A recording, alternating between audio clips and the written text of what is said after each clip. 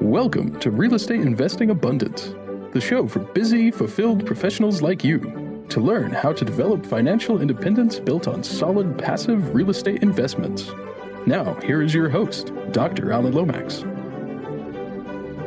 Hello, enlightened investors. I'm your host, Dr. Alan Lomax, and what a pleasure it is to be with you today as we discover how to buy inflation and recession-resistant businesses. Sam Wilson is an active investor in self-storage, parking, retail, multifamily apartments, RV parks, and single-family homes. He is the host of the How to Scale Commercial Real Estate podcast, and he participated in over 30 million in acquisitions in 2021. And I am looking forward to learning from Sam as we go into this very pertinent topic. So Sam, take us into the show by sharing a memorable experience from your formative years that helped make you who you are today.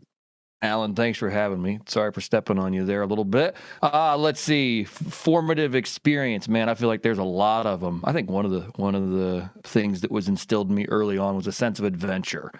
And, so as a kid, we didn't grow up with a lot. We grew up pretty poor. But, actually, we were very poor, now that I think about it. But, one of the things that you can do is always get out in nature and you can always experience adventure in the woods. And so I think about a trip we took actually here in the great state of Tennessee. I grew up in Indiana, but here in the great state of Tennessee, there's this small little area called the Big South Fork. And it's really hard to get to. It's hours off of any highway. It's in the middle of nowhere. It borders Tennessee and Kentucky. And there's the Big South Fork River. It's a random river in that it runs north, not south. So it's the Big South Fork of the Cumberland River, and it runs north. And my uncles and my dad and my oldest brother, and actually several of my brothers and I, all took a big canoe trip down that river. Wow! And it was a harrowing experience. Really? I was a freshman in high school, and capsized canoes, gear floating down the river, class 3 and 4 rapids. The river is just.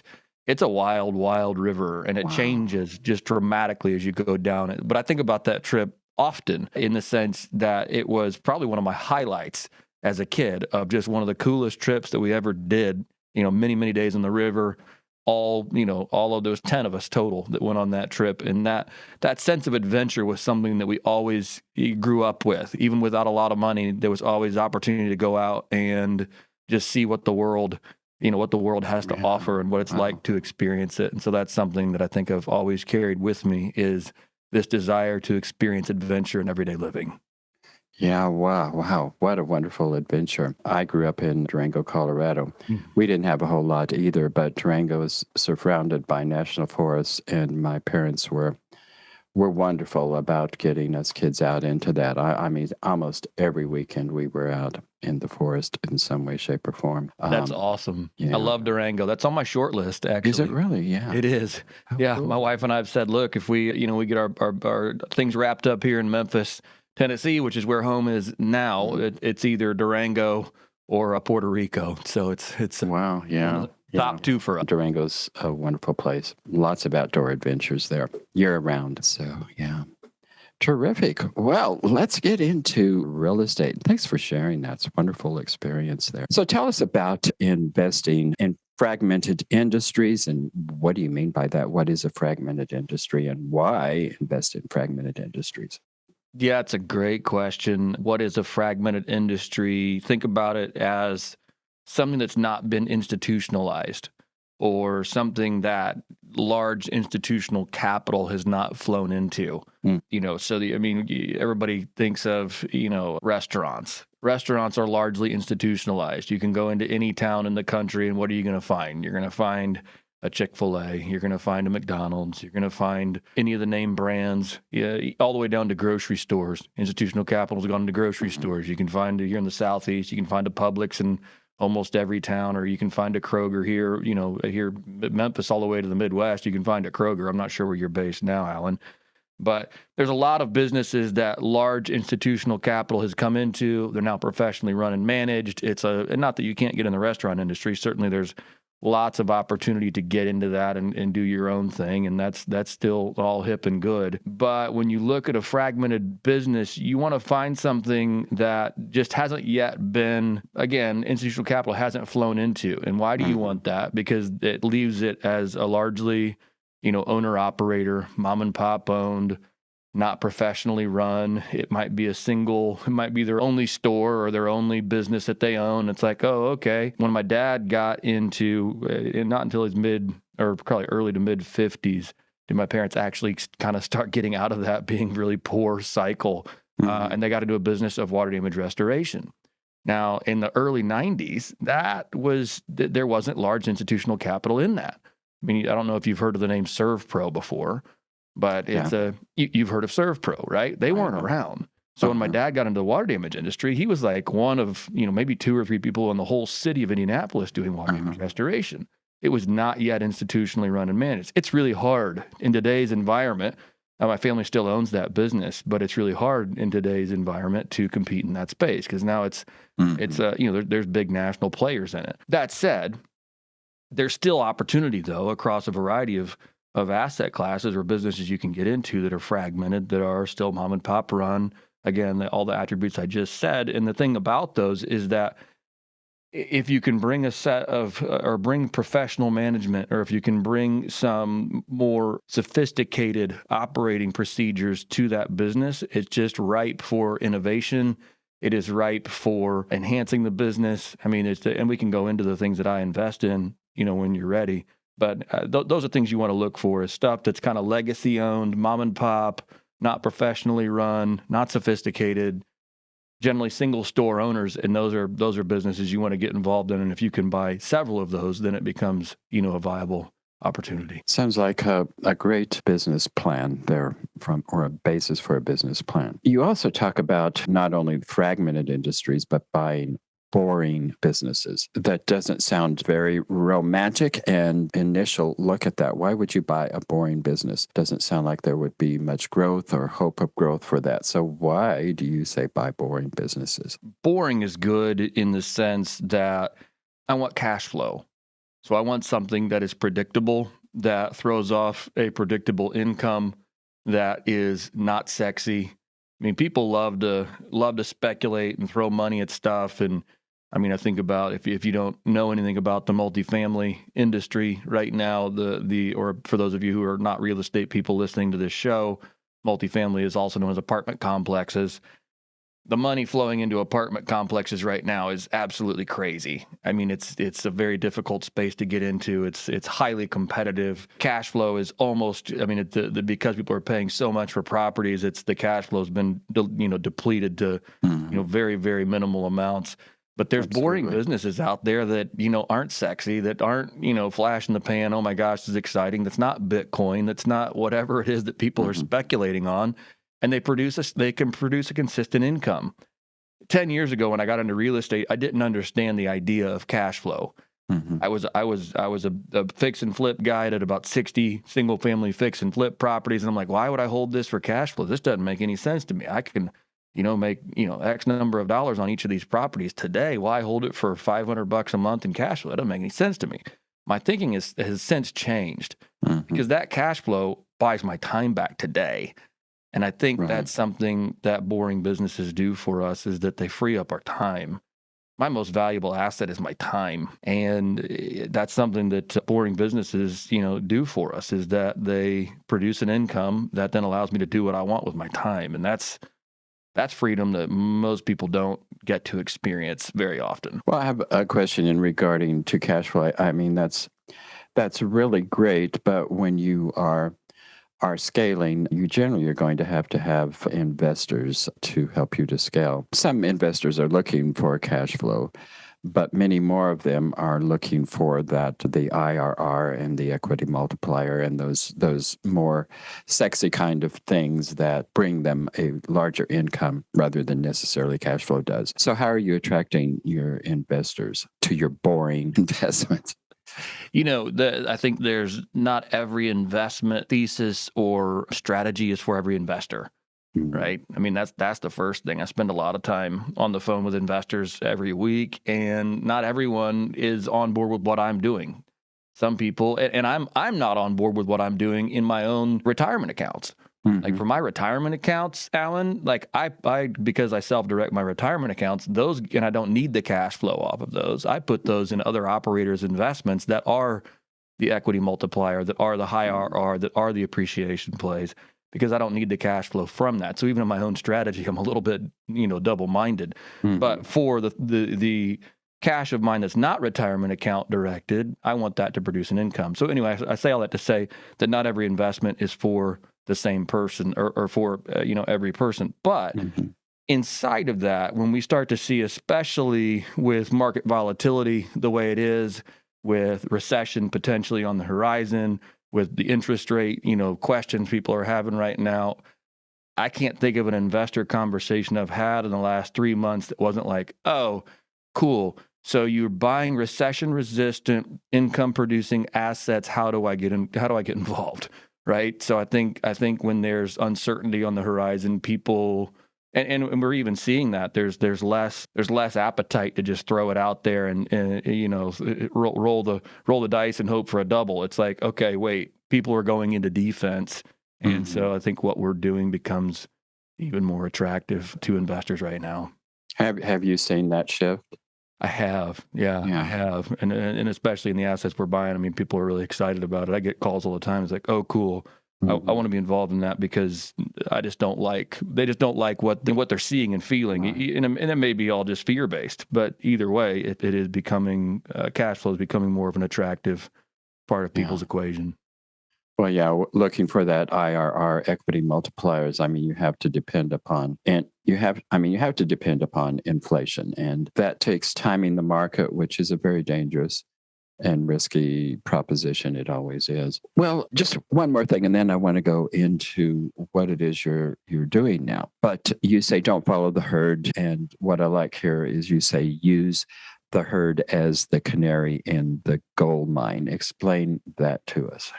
From what I understand, I'm no miner, right? But the analogy is, they take a canary in the coal mine, and when the canary dropped over dead, that the oxygen levels had dropped to a point where it was time for the miners to get out.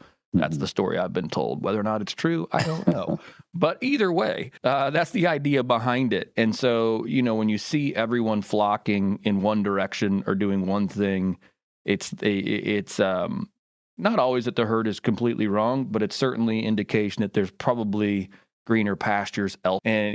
And so I've always kind of used that. I use that even when I'm driving. It's like when you see everybody go in one direction, it's like, wait, maybe, and it's just, there's always a better way around it. I saw some on the interstate the other day, just traffic backed up forever. And I'm like, well, I'm just going to pass that exit and I'll go to the next exit. And I know the back road into this, into where I'm going. I probably saved myself 45 minutes. Everybody else is just getting off on that exit, just waiting their time. Like, oh my gosh, like, no, just go one more exit. And there's nobody there. It's brilliant. And so I think the same thing happens in investing, where there are underappreciated, undervalued, underinvested in assets. Again, going back to boring, going back to not sexy. Yeah, I mean, you can make. I have people right now that are making tens of millions of dollars in the multifamily industry, and good for them. Good for you. You got it right. You timed it right, and you hit your home. And I'm not opposed to that. That's great. But also, it can tell you that they're making those returns with potentially risk that they may have not calculated or understood. So, with that, if the herd's going one direction, I want to kind of look to the left and right of center and see what everybody else isn't looking at. Yeah, I talked to a lot of investors, a lot of them new to the business, who've been in the business less than 5 years, and they are just going great guns and just doing a wonderful job. And particularly when I'm talking to these young investors or these new investors, not all of them are necessarily young, but they're new into the business and they just are going gung-ho. And I'm just always thinking in the back of my mind, you don't know what's around the corner. And you just haven't been in the business long enough to take the caution that you probably should be doing. Well, tell us what's going on now. What are you investing in? Why are you investing in what you're investing in? I have my hands in two distinct businesses. One is in the real estate space. It is the RV resort business. And you might, that being an undervalued, underinvested in, but yet has enormous tailwinds to it. The RV industry was experiencing a boom even before the pandemic. So you already had a nice industry, going really well. And then the pandemic happened and just threw gasoline on a fire. So we had, just to give you deliveries, I think the deliveries is an interesting point to start with, in that we had 350,000 new RV deliveries in the U.S. in 2020. We had 600,000, 350,000. Really? We had 600,000 new deliveries in 2021. So we had a 3% increase. We have 600,000 more already on tap for 2022. Wow. We're absorbing 1.2 million new RVs into the United States in 24 months. My gosh. Where are these going? So you got two industries that are going to explode from that. One is the RV resort industry, and then there's the RV, and I pair boat storage with it as well, because that's, those two go hand in hand, but the RV and boat storage industry as well. Decided to focus on the RV resort industry because it is all the things we talked about at the beginning of the show, in that it is fragmented. It is largely mom and pop run. It is not sophisticated. We just bought a resort last week that had, 2 weeks ago now, it had a website every bit from 1998, had a Hotmail address where you could do your bookings. Email us at, 1234@hotmail.com. And we'll, get your booking. There's no online booking. The same price on April 4th as it was July 4th to stay there. This should be dynamic pricing. I mean, these are low-hanging fruits for us. That's like not that hard to implement. They're mildly sophisticated, but not that sophisticated. If you can use a computer to a certain degree, you can figure out dynamic. Small stuff like that are not even large capital expenditures that you can bring to a business and go, oh my gosh, we can have a 10, 20, 25% bump in net operating income year over year just by implementing small strategies like that. So, with that, the RV resort industry has enormous tailwinds going into it. It is underbuilt. It's, if you go into the Southeast and if it's a place worth staying at and try to book a vacation, I have a lot of investors that are also RVers. They're telling me, they're like, we're trying to book stuff through the Southeast or in Florida for the summers. We're taking a trip, and they said it's really hard to get anywhere. Really hard to find an open spot. So that said, there are tailwinds to it. We, of course, have had the remote work boom that has come up as well. And so you've got a lot of, high demand, underbuilt. And, I don't see it going away anytime soon. This would surprise you, I think, to find out that the largest ownership group of RVs in the United States is millennials with kids. It used to be north of 60. You were north of 60, you were retired, you're going on a national park tour, and you bought an RV, and won't this be fun? Well, no, now it's changed. It's millennials with kids. One of the largest mobile home park owners, you probably know the name Frank Rolfe. He put out a study here recently that said that 60% of RV owners are looking for a newer and bigger RV. Wait, what in the world? Really? Yeah, the RV market's on fire. Really? And wow. That could go away. So with that, there also comes risk, right? Okay, so let's say everybody just up and decides one day, we're done RVing, we're not using these anymore. The interesting thing about the RV resort industry and what makes it somewhat recession resistant is that they have a long-term component to it, much like a mobile home park, in the sense that 60 to 70% of these parks have an annual lease on their site. So people will bring their RV, they'll put it on site, and they leave it there for the whole year. But it's unlike a mobile home park in the sense that they don't and usually can't live there full time, but yet they come in, they stay for a week or two, or maybe a 3-day weekend, and then they're gone again. So you get stability of revenue with the long-term component. So let's say gas goes to $20 a gallon and everybody says, well, we can't drive our RVs anymore.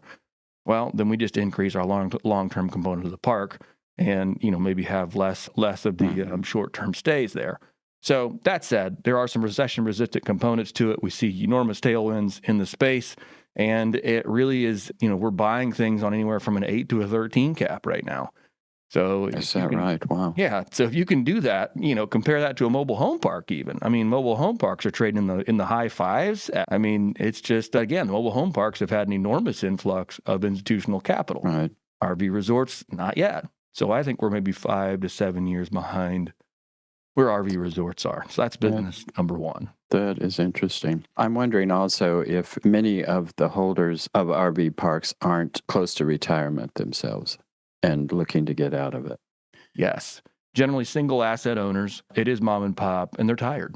They're just tired. And, like this park we just bought, they're tired. They've been there a long time. They've been managing it themselves, and Yep. And it's a full-time job for them. They're working. I think this one was open 9 months of the year.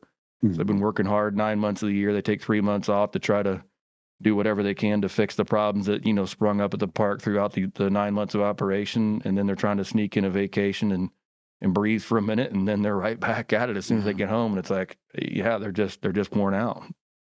I'm wondering if that gives opportunity for owner financing. Yes. I think it will. We didn't secure that on this last deal, but certainly that is one of the things that does bring up that this gentleman brings up, because people in that position also, when they get an influx of millions of dollars, they don't know what to do with it. Yeah, so it's like, why not reinvest it in the asset you already know and carry the note on it and have an income. Yeah. So what's the other business? Laundry. Laundry. Yeah, we own a laundry facility here in Are you Memphis. kidding? I would think that they were going out of style. No, believe it or not, they are fantastic business. I own one location here in Memphis right now. It's a self-serve laundromat, but it's a different take on laundry in that we are staffed from 8 a.m. to 11 p.m. every day. We're open 365 days a year. People just bring in their laundry for our staff to wash, dry, and fold. And then we also do the Uber of laundry here in Memphis. So we've got an app on your phone, where people can get on there and say, hey, we want our laundry picked up tomorrow morning. Then our driver comes by and he picks up your laundry at 9 a.m., brings it back to the store. Our staff wash, dry, and fold it. And the next morning, your laundry's back on your doorstep in a nice little cute tote, and your laundry's all done. Families love it. So it's kind of serving a lot of different demographics in that, you're just coin op. We call it coin op. We're moving more to card op and less to coin op. Mm-hmm. But your coin op, just self-serve customer is a great base for the business. That's a fantastic base for the business. And actually, when the economy does worse, that business gets better, because then people, one, they're not fixing their washer and dryer anymore because they don't want to spend $1,000 on going out and fixing their new washer and dryer. Mm-hmm. Secondly, it's recession resistant in that behind, say, what are the inelastic, the items with inelastic demand? I think it's like cigarettes and alcohol, right? They're the two things in a recession that actually do better. Sadly, I know it's a bad comparison. Yeah. But right behind that, the last thing people want is to have is the stink. Like they want to have clean clothes. So food, clean clothes, and shelter are things that people just aren't generally giving up. Yeah. So again, in a recession, our business will do better. The other thing I can see why it would in so many ways. I mean, people downsizing, and like you said, they don't want to spend money on repairs, and certainly don't want to be purchasing a new washer and dryer you can't get one for less than $1,000. You can't get a pair for less than $1,000 today. Mm-mm. That's a big chunk out of somebody's fixed income. Right. Yeah, I can see why it would be. Go ahead. It's inflation resistant. I guess that's the other cool thing about it, is that the technology that we have in these stores now, I can reprice my entire store in 30 seconds. Wow. I can do it right here from my computer. So it's like, okay, well, we've had our utilities this year have gone up 60%. Mm-hmm. And it's like, well, you know what? I just got to reprice that into my equipment, and it's just, it's the way it is. We're not tied to a long-term lease. I'm not tied to a triple net lease on a piece of ground to a commercial tenant. I can change my prices every single day if I wanted to. Of course, there is a point where your customers can't absorb the increase, but usually a quarter at a time doesn't really. Nobody fusses. It's just like, well, this is. And that also meets your criteria of non-institutionalized investors, and once again, probably many of them owned by people who are retiring and looking to get out of it. Yeah. You hit it, and that's the cool thing about it, and that's why we see enormous runway in the space, is because it's not institutionalized. I want to be, and I'm just putting it out there in the universe. I want to be the McDonald's of laundromats. That's my goal across Tennessee, is to have 50 stores and then take it beyond that, maybe around the Southeast, but to where it's the same footprint. We're going to start building these ground up where it's the same footprint, the same store every town you go to. And that's the cool thing about it, is if there is a McDonald's in that town, then it can also support a laundromat. Yeah. And it's just not a space that's been exploited on that front, where you can get the same product everywhere you go. And that's something where we see opportunity because it's fragmented. It's not institutionally run. There's not the sophistication behind it. There's just not the capital that's flown into the space yet. So, for us, and the cool thing about it is the cash on cash returns are absurd. Mm-hmm. Absurd. We're talking on an annual basis, somewhere between 30 and 40% on these stores. Really? Wow. Yeah. So it's like, well, I don't need that many of them to really make a difference in the quality of life we're leading. Well, wonderful, wonderful and informative conversation, Sam. What do you have to offer our viewers and listeners? How can they take advantage of that? I think if you're a passive investor, which I am as well, so this guide was created kind of from my own experience, but if you're a passive investor and you're investing in deals across the country, one of the things I've always struggled with, Alan, is knowing which deal is right for me. Mm-hmm. So I've created a guide. It's how to vet a deal in 10 minutes.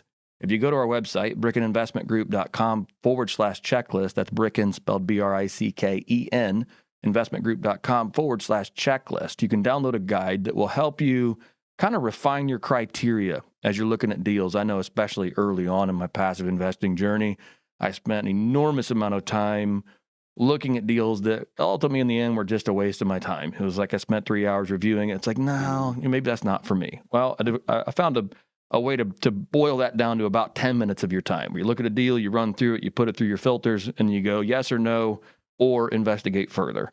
And that's what that guide is designed for, is that passive investor to help you really dial in what it is you want. And again, like I said, not every investment is for every investor. So this will help you kind of refine that. Excellent. Thank you so much, Sam, for being with us today. Wonderful conversation. Thank you, Alan. Appreciate it.